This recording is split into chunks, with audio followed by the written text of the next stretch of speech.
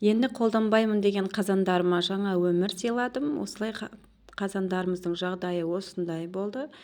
Майлары қатып, сарғайып кеткен қазандарды аппақ етіп тазалайтын боламыз. Нәтижесін видеоның соңында көретін боласыздар. Қалай тазалаған жайлы осы видеода бөлісемін. Ең алдымен қазандарымызды отқа қойып, қазанды қыздырып аламыз. Менің арнама тіркеліп алуды ұмытпаңыздар. Осылай қызып тұрған қазанымызға азелитті сеуіп шығамыз.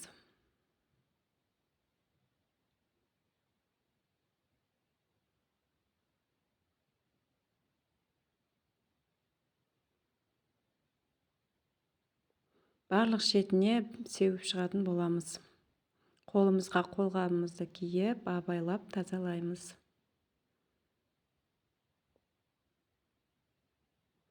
Ал енді қазанымызды төңкеріп алып, осы бетіне де сеуіп шығамыз.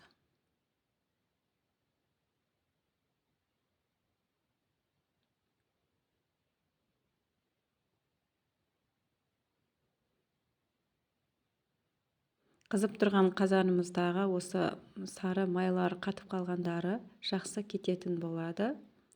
Қырғышымызбен осылай жағып шығамыз. Ішкі бөліктеріне де осылай бір келкі етіп жағамыз.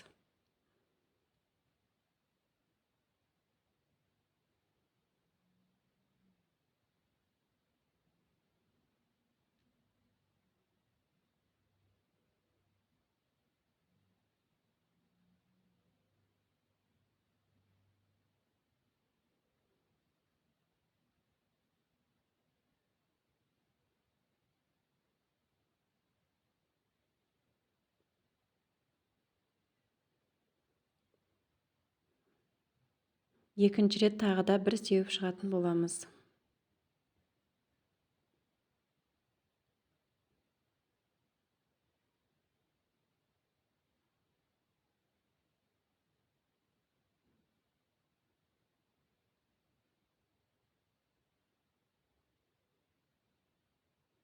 Осылай көбіктерін барлық шетіне жағып аламыз. Ыстық суымызбен ішін бір шайқап шығатын боламыз. Сары көбіктерінен осылай бір шайып аламыз.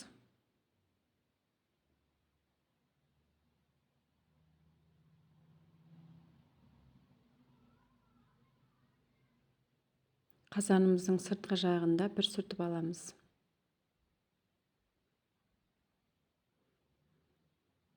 Осылай көбіктерінен бір тазартып алғаннан соң, осы затымызбен қырып шығатын боламыз. Осы қарайған дақтарын жақсы кетіретін болады, және де қалып қойған сары майдың дақтарын да осы затымызбен қырып тазалайтын боламыз.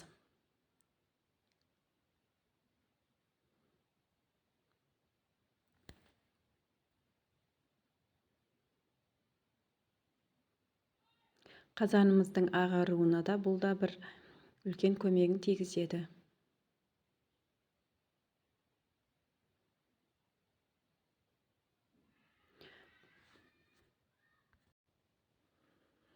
Осылай қазанымыздың сыртқы жағында қырып аламыз осы затымызбен.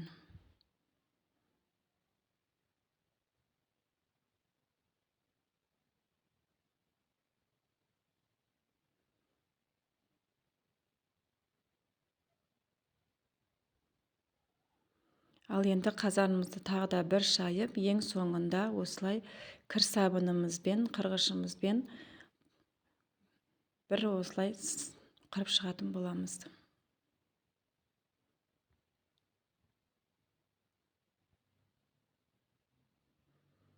Бізде кір сабын осылай жылтыратып, әрі осы зиянды заттарын шайып шығатын болады.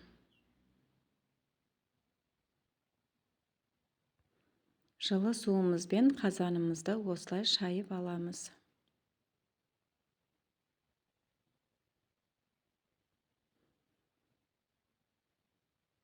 Менің каналыма тіркеліп, қолдау білдіріп, пікір қалдырып қоюды ұмытпаңыздар.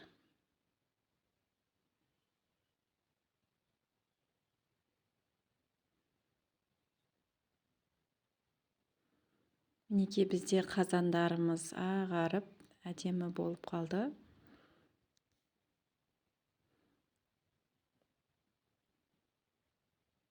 Осылай қазаныңыз жылтырасын десең, осы әдіспен жасап көріңіздер. Ал енді бұл менің кіші қазаным осылай ағарды.